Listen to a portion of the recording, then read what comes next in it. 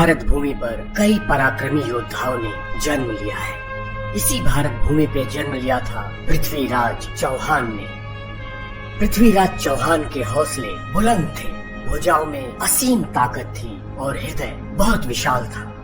अपने पूरे जीवन में पृथ्वीराज चौहान ने भारत भूमि की रक्षा की विदेशी आक्रांताओं से, जिन्होंने बार बार कोशिश की थी भारत को लूटने की। पृथ्वीराज चौहान की ये कहानी आपको जोश से भर देगी और सभी भारतवासियों को गर्व होगा उनके जीवन की ये कहानी सुनकर। 1169 में अजमेर के राज सिंहासन पर बैठे सोमेश्वर चौहान। राजा सोमेश्वर चौहान बहुत ही पराक्रमी और शूरवीर राजा थे।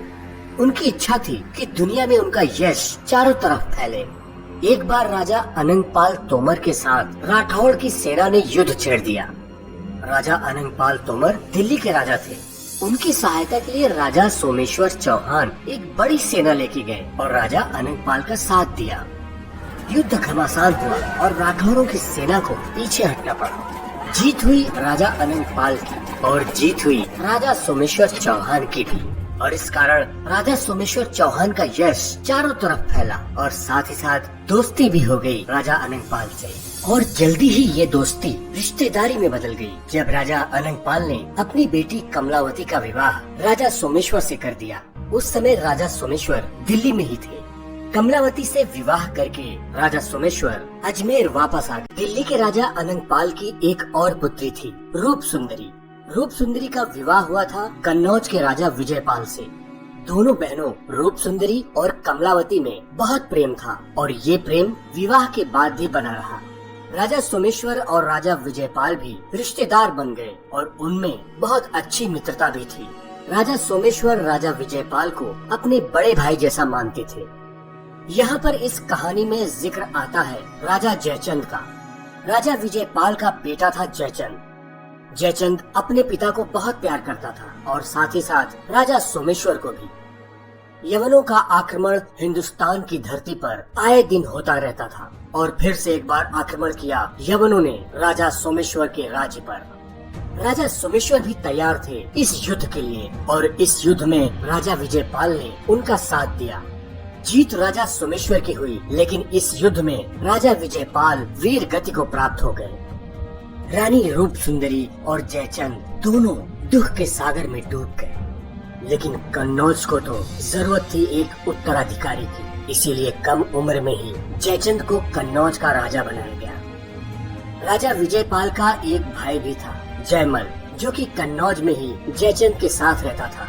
वो जयचंद और रूप सुंदरी को भड़काता रहता था कि राजा विजयपाल की मृत्यु के जिम्मेदार राजा सोमेश्वर चौहान है, लेकिन उसके भड़काने के बावजूद जयचंद और रूप सुंदरी का प्यार और रिश्ता राजा सोमेश्वर और उनके परिवार से बना रहा।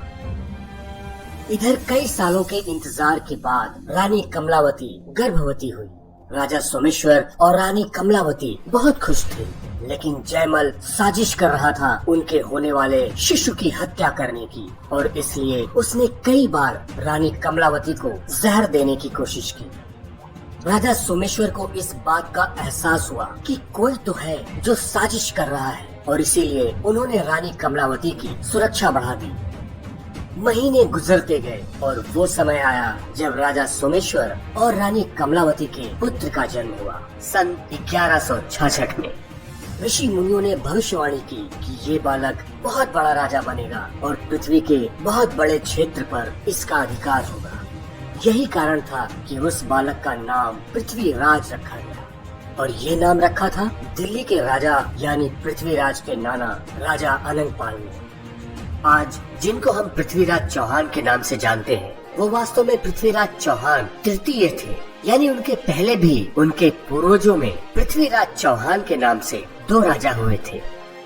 उस समय के कई राजवंश राजा सोमेश्वर का बहुत सम्मान करते थे। उन सभी राजवंशों ने पृथ्वीराज चौहान के जन्म पर खुशियां मनाई। जिस समय पृथ्वीराज का जन्म हुआ था, उस समय चंद बरदाई का भी जन्म हुआ था, जो कि बड़े होकर पृथ्वीराज के बहुत ही घनिष्ठ मित्र और उनकी सभा के एक जाने माने कवि बने। राजा सोमेश्वर एक लोकप्रिय राजा थे। अपने राज्य का विस्तार करना, अपनी जनता की सुरक्षा करना और राजपूत वंशों के साथ मित्रता और प्यार के कारण उनकी प्रसिद्धि दिल्ली, गुजरात, कन्नौज और पंजाब तक थी। यवनों का आक्रमण एक बार फिर हुआ और इस बार जयचंद ने साथ दिया राजा सोमेश्वर का। इससे बहुत नाराज हुआ था जयमल, लेकिन उसकी एक न चली। जयचंद ने राजा सोमेश्वर के साथ मिलकर यवनों का डटकर मुकाबला किया। यवन फिर परास्त हुए उस युद्ध में, लेकिन उस युद्ध में जख्मी हो गया जयचंद और उसको युद्ध क्षेत्र से बचा कर ले आया जयमल। ये अच्छा मौका था जयमल के लिए। उसने फिर से जयचंद को भड़काया। उसने कहा कि राजा सोमेश्वर चाहते थे कि तुम भी वीर गति को प्राप्त हो जाओ। इस बार जयचंद पर जयमल की बातों का असर पड़ गया और वो राजा सोमेश्वर के साथ वर्षों की रिश्तेदारी और मित्रता को आखिर भूल ही गया और उनका दुश्मन बन गया। इधर पृथ्वीराज चौहान बड़े हो रहे थे। पृथ्वीराज चौहान ने आबू पर्वत पर रहने वाले ऋषि मुनियों से ही शिक्षा प्राप्त की। तीर चलाने में उनका मुकाबला बड़े बड़े नहीं कर पाते थे। अपनी आंखें बंद करके सिर्फ आवाज सुनकर वो तीर चलाते थे और उनका निशाना कभी चूकता नहीं था। लेकिन सिर्फ तीर चलाने में माहिर नहीं थे वो, तलवार और भाला चलाने में भी उनका जवाब नहीं था। एक बार एक शेर ने उन पर हमला कर दिया। उस समय पृथ्वीराज अकेले थे, कोई हथियार नहीं था उनके पास, लेकिन फिर भी वो शेर से लड़े, निहत्थ थे और उसका जबड़ा फाड़ दिया। पृथ्वीराज की वीरता के चर्चे चारों तरफ फैले हुए थे और इसीलिए कई राजा उनसे जलते भी थे। पृथ्वीराज अपने नाना से मिलने दिल्ली जाते थे। रास्ते में कई राज्य आते थे और उन राज्यों के राजा पृथ्वीराज को पकड़ने के लिए जाल बिछा के रखते थे, लेकिन पृथ्वीराज को पकड़ना नामुमकिन था। इतना बहादुर लड़का, आखिर उनके पिता राजा सोमेश्वर खुश क्यों न होते? क्यों उनका सीना चौड़ा नहीं होता? दोस्तों, यहाँ ये बात जान लेना जरूरी है कि उस समय पृथ्वीराज चौहान की उम्र कितनी थी। सिर्फ 12 साल। कल्पना नहीं कर सकते आप इतने छोटे बच्चे से इतनी बहादुरी की, जिसकी बहादुरी के किस्से घर घर में सुनाए जाते थे। यही कारण था कि राजा सोमेश्वर के मंत्रियों ने उनसे कहा कि पृथ्वीराज को अब युवराज बना देना चाहिए, ताकि उनको शासन चलाने की समझ हो सके और वो कल के अच्छे राजा बन सके, राजनीति सीख सके। युवराज बनने से उनके अंदर अच्छे राजा के गुण आ सकेंगे। राजा सोमेश्वर चौहान ने सबकी बातें सुनी और उनको मानी भी, और फिर पृथ्वीराज चौहान को उन्होंने अजमेर का युवराज बना दिया। पृथ्वीराज चौहान युवराज बने। जिस सोच के साथ लोगों ने उनको युवराज बनाया था, वो उस पे खरे उतरे। लोगों को पूरा विश्वास हो गया कि वो एक अच्छे राजा बनेंगे। युवराज बनने के बाद पृथ्वीराज का अनुभव और आत्मविश्वास बढ़ने लगा। उनकी बुद्धिमानी का लोहा मानने लगे लोग और उनकी ख्याति दूर दूर तक फैलने लगी। यहाँ पर रोशन अली नाम के व्यक्ति का जिक्र करना जरूरी है। यवनों का जासूस था वो, जो कि पृथ्वीराज के बारे में जानकारी लेने के लिए फकीर बनकर उनके राज्य में आके बस गया। अपने झूठे चमत्कारों को दिखाकर वो अजमेर की जनता को बहकाने लगा, लेकिन वास्तव में उसका मकसद था पृथ्वीराज के बारे में पता लगाना। अजमेर में रोशन अली के भक्त बढ़ने लगे और पृथ्वीराज तक ये बात पहुंची। उनके राज्य की जनता को बहकाने वाले एक विदेशी व्यक्ति के बारे में जानकर उनको अच्छा नहीं लगा।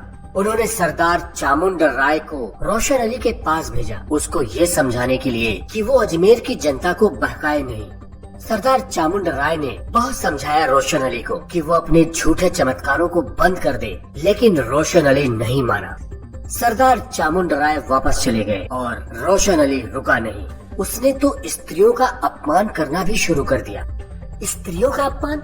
अब तो पृथ्वीराज के क्रोध की सीमा नहीं रही। तुरंत आदेश दिया कि रोशन अली की उंगलियों को काटकर उसको अजमेर से बाहर निकाल दिया जाए। उनके आदेश का पालन हुआ और अजमेर के सैनिकों ने रोशन अली की उंगलियां काट दी और अजमेर से बाहर निकाल दी। रोशन अली ये अपमान बर्दाश्त नहीं कर पाया और वो पृथ्वीराज से बदला लेने के मकसद से अरब देश पहुंच गया। अरब देश में वो यवनों के मुखिया सरदार मीर से मिला। जासूसी करके रोशन अली को अजमेर के बारे में बहुत सी गुप्त बातें पता चली थी। वो सारे राज उसने मीर को बता दिए और अपने अपमान की कहानी भी बताई। रोशन अली ने मीर से कहा कि अब आप इतना कुछ जानते हो अजमेर के बारे में और ये भी जानते हो कि मेरा वहाँ कितना अपमान हुआ, क्या आपको गुस्सा नहीं आया? क्या आपको तुरंत अजमेर पर आक्रमण नहीं कर देना चाहिए? मीर उत्तेजित हो गया पृथ्वीराज चौहान और अजमेर से बदला लेने के लिए, लेकिन वो जानता था कि अजमेर की सेना उसकी सेना से बहुत बड़ी थी और वो उनसे युद्ध में नहीं जीत सकता था। इसलिए उसने सोचा कि वो छल से काम लेगा और ये सोचकर उसने घोड़ों के सौदागर का वेश बनाया और अजमेर पहुंच गया। मकसद था उसका अजमेर में मार काट और लूटपाट मचाने का। अरबी घोड़े बहुत अच्छे माने जाते थे और जब पृथ्वीराज को ये पता चला कि घोड़ों के सौदागर अजमेर आए हैं तो उन्होंने भी एक घोड़ा उनसे खरीद लिया। दुर्भाग्य से उस समय अजमेर में भूकंप आया जिसकी वजह से सैकड़ों मकान गिर गए, कई लोग मारे गए, काफी नुकसान हुआ अजमेर का। यहाँ तक कि तारागढ़ का किला भी भूकंप की वजह से जमीन में थोड़ा धंस गया। ये तो सुनहरा मौका था मीर के लिए। उसने अजमेर में लूटपाट मचा दी और कत्लेआम शुरू कर दिया। पृथ्वीराज को ये बात पता चली तो बिना एक पल गवाए वो मीर के खेमे में जा पहुँचे और उसको युद्ध के लिए ललकारा। पृथ्वीराज ने कहा कि मेरी जनता को तूने तकलीफ दी, मर्द का बच्चा है तो मुझसे आके लड़। मीर बहुत चालाक था। उसने कहा कि युद्ध से हमको कोई फायदा नहीं होगा और भी कुछ जाने जाएंगी, इससे बेहतर है कि हम द्वंद युद्ध करें। मैं अपनी तरफ से एक योद्धा भेजूंगा और आप अपनी तरफ से एक योद्धा भेजिए, जो जीतेगा उसी से हमारी हार जीत का फैसला होगा। पृथ्वीराज चौहान इस बात को मान गए। मीर की तरफ से यूसुफ बेग और पृथ्वीराज की तरफ से चामुंड राय अखाड़े में उतरे, लेकिन यूसुफ बेग चामुंड राय के सामने टिक नहीं पाया और हार गया। बौखला गया मीर अपनी हार से और उसने अपने सैनिकों को आदेश दिया पृथ्वीराज की सेना पर हमला करने के लिए। पृथ्वीराज और उनके सैनिक भी तैयार थे।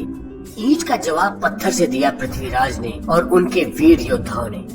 बस 2-4 यवन ही बच पाए उस युद्ध में, जो वहाँ से बचकर भाग खड़े हुए। बाकी सबको मौत के घाट उतार दिया था अजमेर की सेना ने। पृथ्वीराज ने 13 साल की उम्र में ये जीत हासिल की थी और उनकी इस जीत से पिता राजा सोमेश्वर चौहान और उनके नाना राजा अनंगपाल, जो दिल्ली के राजा थे, बहुत खुश हुए। पृथ्वीराज चौहान की वीरता के किस्से तेजी के साथ भारत में फैलने लगे और कई राजा उनसे जलने भी लगे थे। उनमें से एक राजा था भोले राम भीमदेव, जो कि गुजरात का एक राजा था। भीमदेव का एक भाई था सारंगदेव। सारंगदेव के 7 बेटे थे, उनमें से प्रताप सिंह सबसे बड़ा था और सारंगदेव का शासन भी उसी ने संभाला था। लेकिन आगे चलकर प्रताप सिंह और भीमदेव में दुश्मनी हो गई और प्रताप सिंह भीमदेव के डर से पृथ्वीराज की शरण में पहुंच गया। क्षत्रिय धर्म का पालन पूरी तरह से करते थे पृथ्वीराज चौहान और इसी वजह से उन्होंने शरण में आए प्रताप सिंह को अपने दरबारियों में शामिल किया। पृथ्वीराज के दरबार का एक दरबारी था कान, जो बहुत ही बहादुर योद्धा भी था। एक बार दरबार में प्रताप सिंह ने अपनी मूंछों को ताव दिया। ये देखकर कान को बर्दाश्त नहीं हुआ और उसने प्रताप सिंह की गर्दन तलवार से काट दी। पृथ्वीराज के सामने ये सब हुआ। वो तुरंत दरबार छोड़ के चले गए। कुछ दिनों के बाद उन्होंने कान से पूछा कि उसने ऐसा क्यों किया। कान ने बताया कि उसके सामने अगर कोई अपनी मूंछों को ताव दे तो उससे रहा नहीं जाता। पृथ्वीराज ये सुनकर दंग रह गए, लेकिन उनको अपने बहादुर योद्धाओं की कद्र थी। उन्होंने कान से कहा कि अब तुम अपनी आंखों पर पट्टी बांध रखोगे और जब जरूरत होगी तो तुम्हारी आंखों की पट्टी हम खोल देंगे। कान का नाम आपको याद रखना होगा, क्योंकि इस कहानी में उसके नाम का जिक्र कई बार आएगा। कुछ दिनों के बाद पृथ्वीराज चौहान ने एक और युद्ध लड़ा। वो युद्ध था मांडोवर के राजा नाहर राय के साथ। बात ये हुई थी कि जब पृथ्वीराज चौहान 8 साल के थे, तब राजा नाहर राय ने उनको दिल्ली में देखा था और पृथ्वीराज के पिता राजा सोमेश्वर चौहान से कहा कि वो अपनी बेटी जम्भावती का विवाह पृथ्वीराज से करना चाहते हैं जब वो दोनों बड़े हो जाएं। राजा सोमेश्वर ने उनकी बात मान ली थी, लेकिन बाद में राजा नाहर अपनी बात से मुकर गए। वो अब अपनी बेटी का विवाह पृथ्वीराज से नहीं करना चाहते थे। ये बात पसंद नहीं आई राजा सोमेश्वर को और उन्होंने पृथ्वीराज को भेजा मांडोवर पर आक्रमण करने के लिए।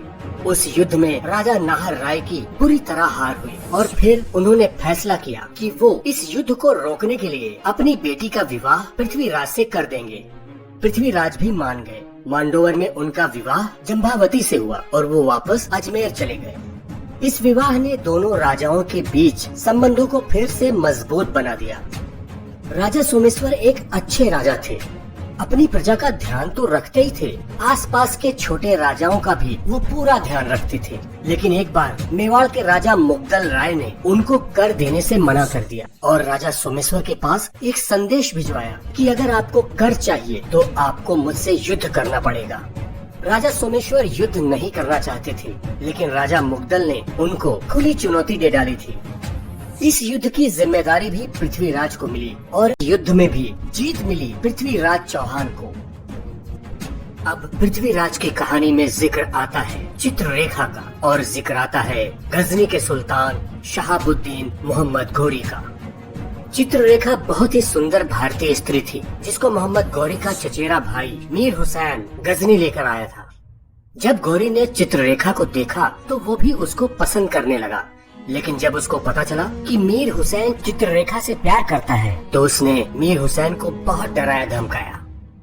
मोहम्मद घोरी के डर से मीर हुसैन चित्ररेखा को लेकर अजमेर भाग गया और पृथ्वीराज की शरण ली। क्षत्रिय धर्म का पालन करते हुए पृथ्वीराज ने मीर हुसैन को शरण दी। जब घोरी को इस बात का पता चला तो उसने पृथ्वीराज को एक संदेश भेजा जिसमें लिखा था कि मीर हुसैन और चित्ररेखा को तुरंत उसके हवाले कर दिया जाए, नहीं तो वो अजमेर पर आक्रमण कर देगा। पृथ्वीराज ने इस बात को नहीं माना और उन्होंने घोरी को संदेश भेजा कि मीर हुसैन और चित्ररेखा ने उनके यहाँ शरण ली है और हम क्षत्रिय शरण में आए लोगों की रक्षा करते हैं, हम इनको वापस नहीं भेजेंगे चाहे जो कुछ भी हो जाए। मोहम्मद घोरी को पृथ्वीराज का संदेशा मिला। वो योजना बनाने लगा कि कैसे पृथ्वीराज को हराना है। युद्ध की सारी तैयारी करके मोहम्मद घोरी भारत पर आक्रमण करने के लिए चल पड़ा। शुरुआत की उसने उत्तरी भारत से। 1175 में उसने मुल्तान को जीतकर अपने अधिकार में ले लिया। 1178 में उसने अनहलवाड़ा जीता। 1181 में पूरे सिंध देश को जीत लिया उसने। उसके बाद 1184 में उसने लाहौर और सियालकोट को जीत लिया। पृथ्वीराज भी पूरी तरह से तैयार थे घोरी का मुकाबला करने के लिए। युद्ध की पूरी तैयारी करके पृथ्वीराज पहुंच गए सारुंडा में। घमासान युद्ध हुआ। मीर हुसैन ने भी इस युद्ध में पृथ्वीराज का साथ दिया। इस युद्ध में घोरी के लगभग 20,000 सैनिक मारे गए और उसकी बुरी तरह हार हुई। लेकिन मीर हुसैन भी इस युद्ध में मारा गया और चित्ररेखा इसको बर्दाश्त नहीं कर सकी और वो मीर हुसैन की कब्र में जिंदा ही दफन हो गई। मोहम्मद घोरी को बंदी बना लिया गया, लेकिन उसको सम्मान के साथ दिल्ली में रखा पृथ्वीराज ने।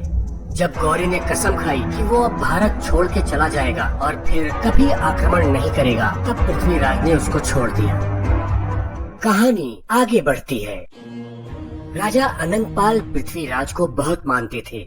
उन्होंने निर्णय लिया कि वो पृथ्वीराज चौहान को दिल्ली का राजा बनाएंगे क्योंकि उनकी उम्र बहुत हो गई थी। पृथ्वीराज को इस बात से बहुत खुशी हुई, लेकिन उन्होंने सोचा कि जयचंद इस बात से नाराज हो सकता है क्योंकि उसके भी तो नाना थे राजा अनंगपाल और राजा जयचंद की उम्र भी पृथ्वीराज से ज्यादा थी। लेकिन ये इच्छा थी राजा अनंगपाल की और पृथ्वीराज ने इसको स्वीकार किया और फिर राजा अनंगपाल ने उनका राज्याभिषेक किया।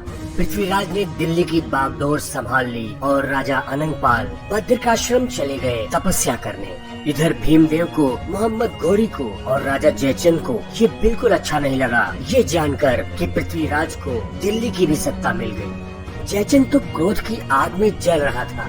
मोहम्मद घोरी, जिसके साथ पृथ्वीराज ने हमेशा अच्छा बर्ताव किया, लेकिन उसके बावजूद घोरी हमेशा पृथ्वीराज से बदला लेने के बारे में ही सोचता रहा। पृथ्वीराज की एक बहन भी थी जिसका नाम था प्रथा कुमारी। प्रथा कुमारी के पति का नाम था समर सिंह। वो चित्तौड़ के राजा थे। राजा समर सिंह पृथ्वीराज के रिश्तेदार तो थे ही, उन दोनों में अच्छी मित्रता भी थी। राजा समर सिंह ने कई बार पृथ्वीराज का साथ युद्ध में दिया था। कभी भी युद्ध में पृथ्वीराज और उनके बहादुर योद्धाओं को इस बात का कुछ भी फर्क नहीं पड़ता था कि उनके सामने दुश्मन की कितनी बड़ी सेना है। उन्होंने हर बार दुश्मन को बुरी तरह हराया। चामुंडा राय, कैमास और कान्ह जैसे बहादुर योद्धा थे पृथ्वीराज के साथ, और उनके साथ ही साथ राजपूतों की बहादुर सेना थी जो हर युद्ध में जीत कर ही वापस आती थी। पृथ्वीराज ने एक के बाद एक कई युद्ध लड़े और हर युद्ध में उनकी जीत हुई। दूसरी तरफ घोरी रुक नहीं रहा था। वो युद्ध करता और हार जाता, और हर बार वो अपनी जान की भीख मांगता और पृथ्वीराज उसको माफ कर देते। घोरी समझ चुका था कि अब छल से ही पृथ्वीराज को हराया जा सकता है। उसने अपने जासूस पृथ्वीराज के महल में पहुंचा दिए। पृथ्वीराज के दरबार में घोरी का एक जासूस था, धर्मायन, जिसकी मदद से घोरी को खबर मिलती रहती थी पृथ्वीराज के बारे में कि वो कहाँ है और क्या कर रहे हैं। और उसी जासूस की मदद से घोरी ने दिल्ली की जनता को परेशान करना शुरू किया, और जनता को लगा कि ये सब पृथ्वीराज करवा रहे हैं। जनता दुखी हो गई। शातिर घोरी अपनी चाल में कामयाब हो रहा था। उसने राजा अनंगपाल को, जो कि बद्रिकाश्रम में रहते थे, एक आदमी के द्वारा ये खबर भिजवाई कि पृथ्वीराज दिल्ली का शासन ठीक से नहीं चला पा रहे हैं और जनता उनसे बहुत दुखी है। राजा अनंगपाल क्रोधित हो गए और उन्होंने पृथ्वीराज को सूचना भेजी कि वो दिल्ली तुरंत छोड़ दें। पृथ्वीराज ने सोचा कि अचानक ये क्या हुआ। उनको लगा कि इसमें जरूर कोई न कोई साजिश है, और उन्होंने दिल्ली नहीं छोड़ा। लेकिन उनको पता था कि राजा अनंगपाल उन पर आक्रमण कर सकते हैं, क्योंकि राजपाट छोड़ने के बाद भी राजा अनंगपाल के लिए सेना खड़ी करना मुश्किल काम नहीं था, और ऐसा हुआ भी। इस बात को समझते हुए पृथ्वीराज ने अपने प्रधानमंत्री कैमास से बात की और दिल्ली के किले का दरवाजा बंद करवा दिया। अनंगपाल चल पड़े दिल्ली की ओर, और अच्छा मौका देखकर घोरी ने दूसरी चाल चली और वो राजा अनंगपाल से मिला और उनको कहा कि पृथ्वीराज को सबक सिखाने के लिए वो उनका साथ देगा।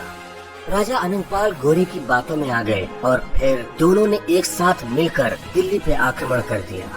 पृथ्वीराज समझते थे कि वो साजिश का शिकार हुए हैं, लेकिन वो ये भी जानते थे कि राजा अनंगपाल जैसा राजा जनता की तकलीफों के बारे में जानकर चुप कैसे बैठ सकता है। सिर्फ राजा अनंगपाल अपनी सेना लेके वहाँ आते तो शायद पृथ्वीराज उनकी शंका को दूर कर देते, लेकिन घोरी भी आ रहा था, इसलिए युद्ध के अलावा दूसरा रास्ता नहीं था उनके पास। फिर से युद्ध हुआ और फिर घोरी बुरी तरह हारा और बंदी बना लिया गया। अपने नाना अनंगपाल को सम्मान के साथ पृथ्वीराज ने किले के अंदर पहुंचा दिया, लेकिन घोरी को पक्का पता था कि मुझे कई बार माफी मिल चुकी है, इस बार तो मेरी मौत पक्की है। लेकिन राजपूतों की शक्ति और सभ्यता की समझ उसमें नहीं थी। पृथ्वीराज ने उसको बहुत समझाया और एक बार फिर छोड़ दिया। राजा अनंगपाल दिल्ली में करीब 1 साल तक रहे और उन्होंने समझ लिया कि वाकई में उनको धोखा दिया गया था। एक साजिश की गई थी पृथ्वीराज के खिलाफ। 1 साल बाद उनको सम्मान पूर्वक पृथ्वीराज ने बद्रिकाश्रम छोड़ दिया। घोरी के आक्रमण का सिलसिला रुक नहीं रहा था। हर बार अपनी तैयारी पूरी करता और इस विश्वास के साथ पृथ्वीराज पर आक्रमण करता कि जीत उसकी ही होगी। वो फिर हारता, उसको बंदी बनाया जाता, गिड़गिड़ाता, जिंदगी की भीख मांगता, और विशाल हृदय वाले पृथ्वीराज उसको छोड़ देते थे। पृथ्वीराज की वीरता के किस्से पूरे भारत में थे। बहुत से राजाओं ने पृथ्वीराज के अधीन रहना स्वीकार कर लिया था, लेकिन दूसरी तरफ जयचंद पृथ्वीराज के खिलाफ षड्यंत्र रचता ही रहता था। पृथ्वीराज ने उसको सबक सिखाने के लिए कन्नौज पर आक्रमण कर दिया। जयचंद ने जब ये सुना तो उसने मोहम्मद घोरी की सहायता मांगी। घोरी अपनी सेना लेके दौड़ता हुआ आ गया। जयचंद और घोरी दोनों की सेना ने मिलकर पृथ्वीराज की सेना का सामना किया, लेकिन जयचंद इस युद्ध में हार गया और उसके साथ एक बार फिर हारा घोरी, और फिर से पृथ्वीराज ने उसको छोड़ दिया। और कहानी आगे बढ़ती है। पृथ्वीराज शिकार खेलने दिल्ली से बाहर गए थे और ये सूचना गुजरात के राजा भोला राय भीमदेव को मिल गई। उसने सोचा कि ये सही समय है अजमेर और दिल्ली पर आक्रमण करने का। उसने पहले अजमेर पर आक्रमण किया, क्योंकि पृथ्वीराज के पिता राजा सोमेश्वर से उनकी पुरानी दुश्मनी थी। राजा सोमेश्वर भी तैयार थे। युद्ध शुरू हुआ और बुरी तरह हार रहा था भीमदेव। उसकी सेना की हालत खराब थी, लेकिन अचानक राजा सोमेश्वर को घेर लिया भीमदेव की सेना ने। राजा सोमेश्वर बहादुरी के साथ लड़े, लेकिन उनको भी बहुत चोटें आई और आखिरकार युद्ध क्षेत्र में उनकी मृत्यु हो गई। पृथ्वीराज को जब इसकी सूचना मिली तो उनको बहुत दुख हुआ और उन्होंने कसम खाई पिता की मृत्यु का बदला लेने की। पिता सोमेश्वर चौहान नहीं रहे थे और अजमेर को जरूरत थी एक नए राजा की, और इसीलिए अजमेर के सभी सामंतों ने पृथ्वीराज को अजमेर का राजा घोषित कर दिया। पृथ्वीराज को बदला लेना था अपने पिता की मृत्यु का भीमदेव से। उन्होंने आक्रमण कर दिया गुजरात पर। उनके आक्रमण के सामने भीमदेव टिक नहीं पाया और युद्ध क्षेत्र में ही पृथ्वीराज की तलवार से उसकी मौत हो गई। जयचंद के भाई बालका राय ने जयचंद को राजसूय यज्ञ करने की सलाह दी। जयचंद को सलाह अच्छी लगी। उसने भारत के बहुत से राजाओं को राजसूय यज्ञ में शामिल होने के लिए निमंत्रण भेजा। जयचंद भी छोटा राजा नहीं था। बहुत से राजा उससे डरते थे और इसलिए उन्होंने उसके निमंत्रण को स्वीकार कर लिया। राजसूय यज्ञ में होने वाले सभी काम राजाओं द्वारा ही किए जाते थे और जयचंद ने सभी राजाओं के लिए अलग अलग कार्य निर्धारित किए थे। पृथ्वीराज का दुश्मन तो था ही जयचंद। उसने उनको भी निमंत्रण भेजा और उसने पृथ्वीराज के लिए द्वारपाल का काम चुना। पृथ्वीराज को राजसूय यज्ञ में शामिल होने का निमंत्रण मिला, लेकिन उन्होंने वो निमंत्रण ठुकरा दिया। उनको क्रोध भी बहुत आया ये जानकर कि जयचंद ने उनको द्वारपाल का काम दिया है। लेकिन कुछ दिनों के बाद उनको एक पत्र मिला। वो पत्र लिखा था जयचंद की पुत्री संयोगिता ने। संयोगिता ने पत्र में लिखा था कि मेरे पिता ने सिर्फ राजसूय यज्ञ का आयोजन नहीं किया है, उन्होंने राजसूय यज्ञ के साथ ही साथ मेरे स्वयंवर का भी आयोजन किया है। लेकिन मैं आपको बताना चाहती हूँ कि मैंने आपको ही अपना पति माना है और अगर आप मेरे स्वयंवर में नहीं आएंगे तो मैं किसी और से विवाह नहीं करूँगी और मर जाऊंगी। पृथ्वीराज के पास कन्नौज जाने के लिए अब दो कारण थे, जयचंद द्वारा किए गए अपमान का बदला लेना और संयोगिता से विवाह करना। उन्होंने अपने बहादुर योद्धा कैमास से अपनी सेना को कन्नौज जाने के लिए तैयार होने को कहा। उधर जयचंद बहुत क्रोधित था क्योंकि पृथ्वीराज ने उसका निमंत्रण ठुकरा दिया था और इसलिए उसने पृथ्वीराज की मूर्ति को ही द्वारपाल के वेश में बनवाकर द्वार पर लगवा दिया। पृथ्वीराज अपनी सेना को लेकर निकल पड़े। पहले उन्होंने जयचंद के भाई बालका राय पर आक्रमण किया। उस आक्रमण में बालका राय मारा गया, जिसके कारण जयचंद को राजसूय यज्ञ बीच में ही रोकना पड़ा। वो दिल्ली से आर पार की लड़ाई की तैयारी करने लगा, लेकिन उसके दरबारियों ने उसको समझाया कि आपने संयोगिता का स्वयंवर भी आयोजित किया है, पहले आप स्वयंवर का कार्य संपन्न कर लीजिए क्योंकि बहुत से राजा यहाँ आए हुए हैं। जयचंद ने संयोगिता से स्वयंवर के बारे में पूछा तो उसने साफ कह दिया कि वो पृथ्वीराज चौहान से ही विवाह करेगी। जयचंद ने बहुत समझाया संयोगिता को, लेकिन उसने अपने विचार बिल्कुल नहीं बदले। अब दिन आया स्वयंवर का। संयोगिता अपने हाथों में वरमाला लेके सभी राजाओं के पास से गुजरी, लेकिन उसने किसी के गले में वरमाला नहीं डाली।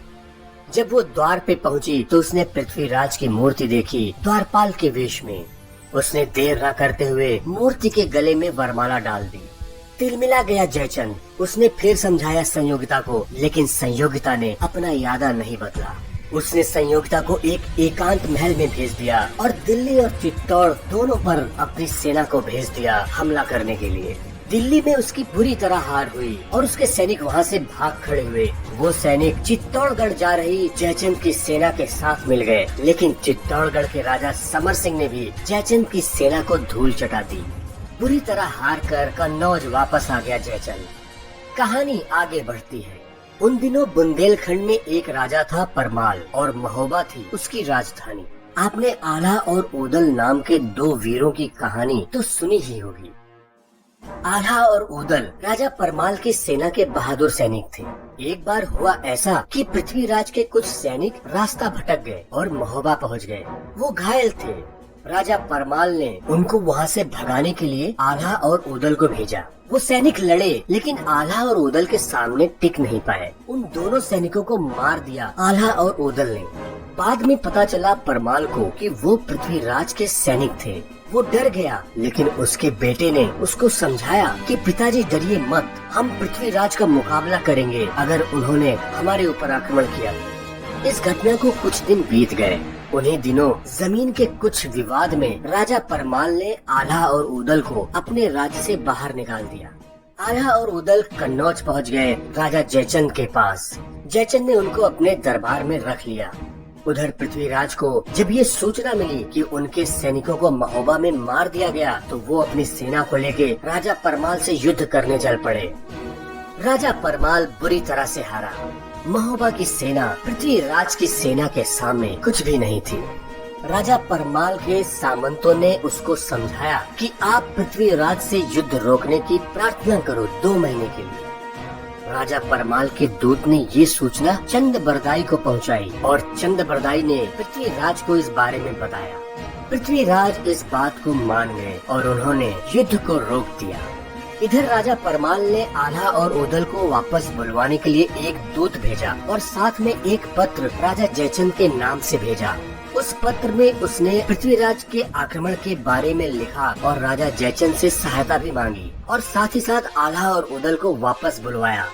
जयचंद ने अपने 20,000 की सेना आल्हा और उदल को दे दी और आल्हा और उदल अपनी मातृभूमि की रक्षा करने के लिए जयचंद के 20,000 सैनिकों के साथ चल पड़े।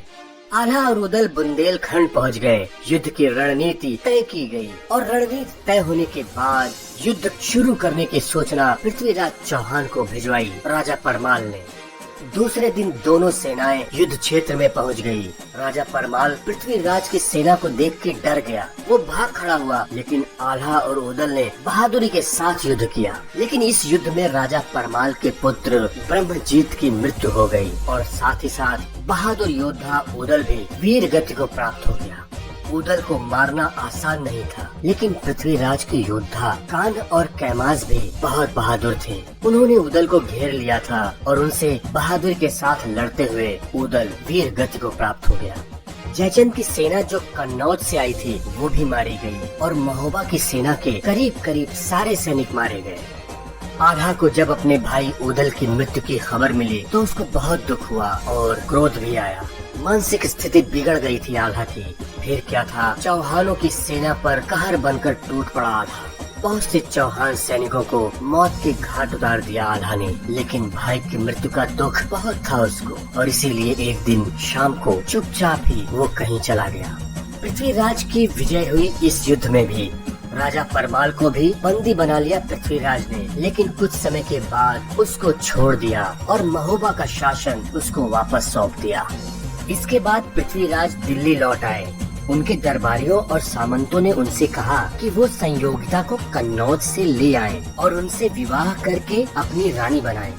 पृथ्वीराज कन्नौज के लिए निकल पड़े। वो जयचंद के दरबार में वेश बदल कर पहुँचे, लेकिन जल्दी ही जयचंद को इस बारे में पता चल गया तो उसने पहले संयोगिता को अपने पास बुलाया और पूछा कि तुम्हारे पास अभी भी समय है, तुम एक अच्छे राजा या योद्धा को चुन लो और विवाह कर लो। लेकिन संयोगिता टस से मस नहीं हुई। संयोगिता का निर्णय अटल था। वो पृथ्वीराज को ही अपना पति मान चुकी थी। जयचंद को इस बात पर गुस्सा आया और उसने तलवार निकाल ली संयोगिता को मारने के लिए, लेकिन तभी पृथ्वीराज वहाँ पहुँच गए।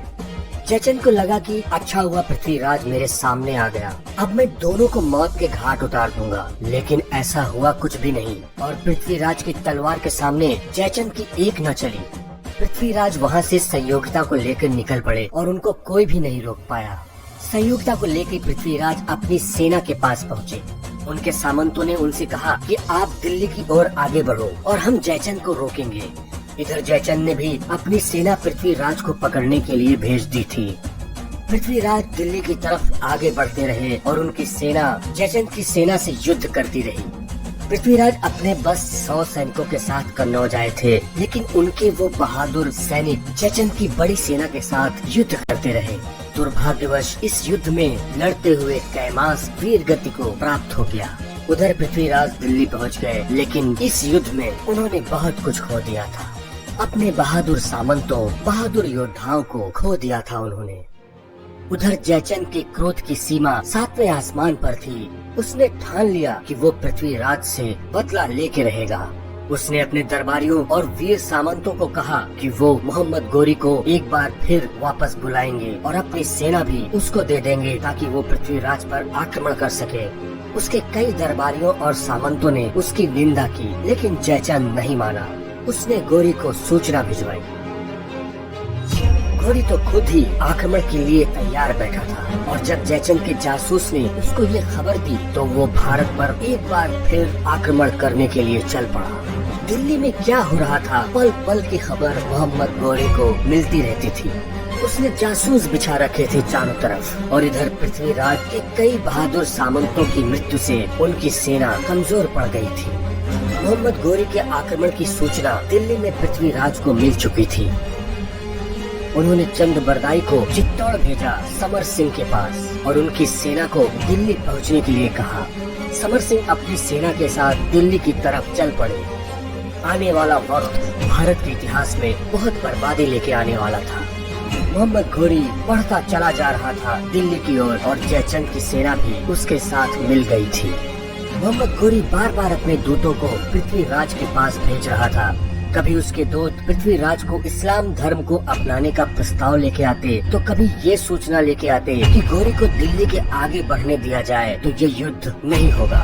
लेकिन पृथ्वीराज ने उसके किसी भी प्रस्ताव को स्वीकार नहीं किया।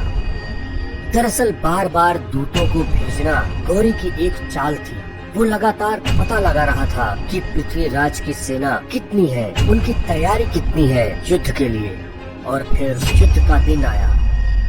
घोरी ने हमला भी अचानक किया, लेकिन राजपूत कम नहीं थे। वो तैयार तो नहीं थे युद्ध के लिए, लेकिन वो जिस भी हालत में थे उन्होंने यवनों की सेना का बहादुरी से मुकाबला किया। युद्ध अचानक हुआ था, फिर भी राजपूतों ने बहादुरी के साथ इस युद्ध को लड़ा। चामुंड राय भी बहुत बहादुरी से लड़े, लेकिन उस युद्ध में वो वीर गति को प्राप्त हो गए। लेकिन पृथ्वीराज बिना रुके बिना थके युद्ध करते रहे। उनकी तलवार दुश्मनों को मौत के घाट उतारती रही। उन्होंने और उनके बहादुर राजपूत योद्धाओं ने लगभग सारे यवनों को मौत के घाट उतार दिया था। और फिर पृथ्वीराज का सामना हुआ घोरी से। घोरी ज्यादा देर पृथ्वीराज के सामने रुक नहीं पाया, और इसके पहले कि पृथ्वीराज अपनी तलवार को घोरी के सीने के आर पार कर देते, सूरज ढल गया और युद्ध विराम की घोषणा हो गई। पृथ्वीराज चौहान ने युद्ध रोक दिया और उनकी तलवार से बच गया घोरी। लेकिन उन्होंने घोरी से कहा कि आज तो तू बच गया, लेकिन कल इसी रणभूमि में तेरा अंत मेरी इसी तलवार से होगा। शाम हो गई। पृथ्वीराज लगभग वो युद्ध जीत ही चुके थे, इसलिए उनके सामंत और वीर सैनिक खुशियां मना रहे थे। लेकिन घोरी शांत नहीं बैठा था। वो अपने अपमान की आग में जल रहा था। उसने अपने सामंतों और सैनिकों से कहा कि युद्ध विराम की घोषणा तो पृथ्वीराज ने की है। ये राजपूत इस बात को मानते होंगे, लेकिन जरूरी नहीं है कि मैं भी इसको मानूं। और उसने रात में ही पृथ्वीराज के ऊपर आक्रमण कर दिया और उनको अपनी गिरफ्त में ले लिया। वो भी उस समय जब पृथ्वीराज अपने खेमे में आराम कर रहे थे। उसकी धोखेबाजी के शिकार हो गए पृथ्वीराज चौहान।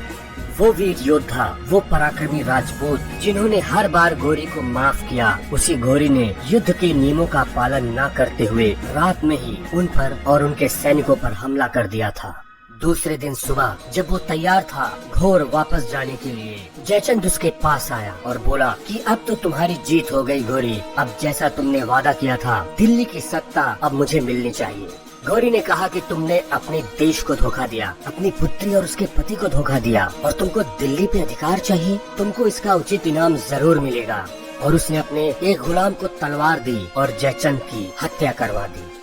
पृथ्वीराज चौहान को बंदी बनाकर घोरी उनको अपने राज्य घोर अफगानिस्तान ले गया। इधर दिल्ली में इस बात की सूचना चंद बरदाई को मिली, तो वो तुरंत घोर के लिए चल पड़े।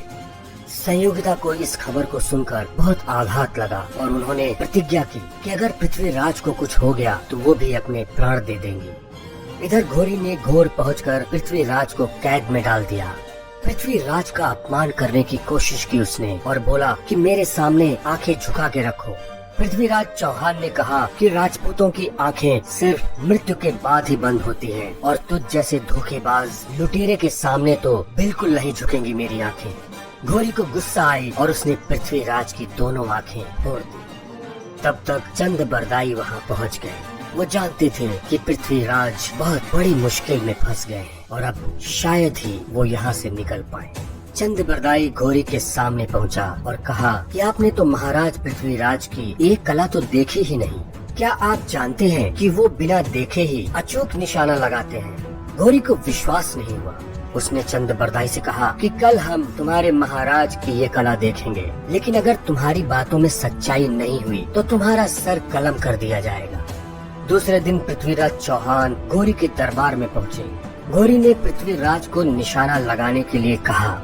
घोड़ी की आवाज सुनकर पृथ्वीराज को ये पता चल गया कि वो किस दिशा में बैठा है।